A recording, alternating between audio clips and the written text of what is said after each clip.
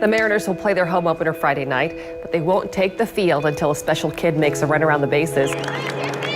That's Jesse Bailey, and his family was cheering him on as he rounded the bases. This is the practice run for the real thing at Friday's home opener.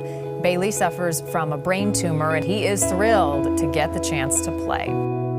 It honestly just feels amazing. Because I haven't ran in so long, and it just feels good to be out. Well, it started with Jesse having headaches, and the doctor was able to get some very small samples of that tumor in Jesse's brain. Is when we found out that Jesse's diagnosis was brain cancer. Just living life, and then boom, one day. It was a really, really hard time emotionally, because here he's 12 years old and he's got to think about his life. Going through the chemo, every time we came home, I'd be sick. In the car, I'd almost puke probably like every time. And I'd be taking meds left and right pretty much, and all the time just sleeping. You know, there's a lot of things behind that people don't get to see unless you're there as a caretaker or a victim. Jesse had a bad reaction twice to his chemotherapy, so he had to have 2 blood transfusions. It was very hard for him, emotionally and mentally, and it made it harder for Mom and I. I couldn't work now. I can't leave my son side during something like this. All I could think about was I was scared to death for Jesse, and I wanted my son to keep his life. So I just kind of didn't think much about whether my credit was good. I just wanted to survive and make sure my family could have food. I didn't know where to turn.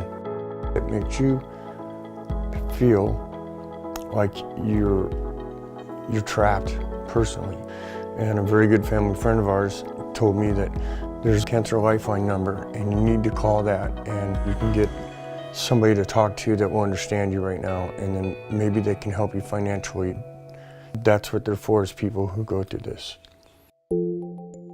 The person I talked to was very consoling. It made me just feel like she understood me.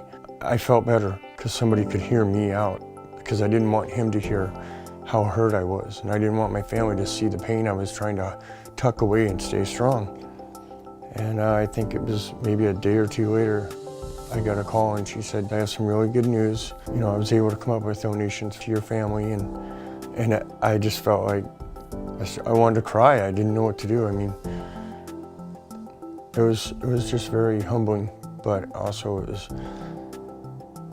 to me, it seemed unrealistic. So we got some groceries and put gas in our car, and I used some of that and put a down payment towards my car insurance. I mean, it was huge. We were in here with just pretty much maybe some milk and boxed food, no meat, no cheese, you know, and that helped a lot. That's what Cancer Lifeline's about. The experience of helping people and learning how to deal with situations. Move that stuff to Johnny's. It's right there in front of you, Goofy. Oh, whoops. We're about family. We're about spending time with each other. Thanks, son. We always try and incorporate what we all enjoy. Football, baseball, you know, whatever gets us together and we're having a good time is what we like to do. I feel a lot better than what I did going through it, for sure. And I'm just starting to get back into everything and starting to really just come back. I plan to be a baseball player, but if that doesn't work out, I plan to be in NFL. And if that doesn't work out, I plan to be in the NBA. So, something in sports.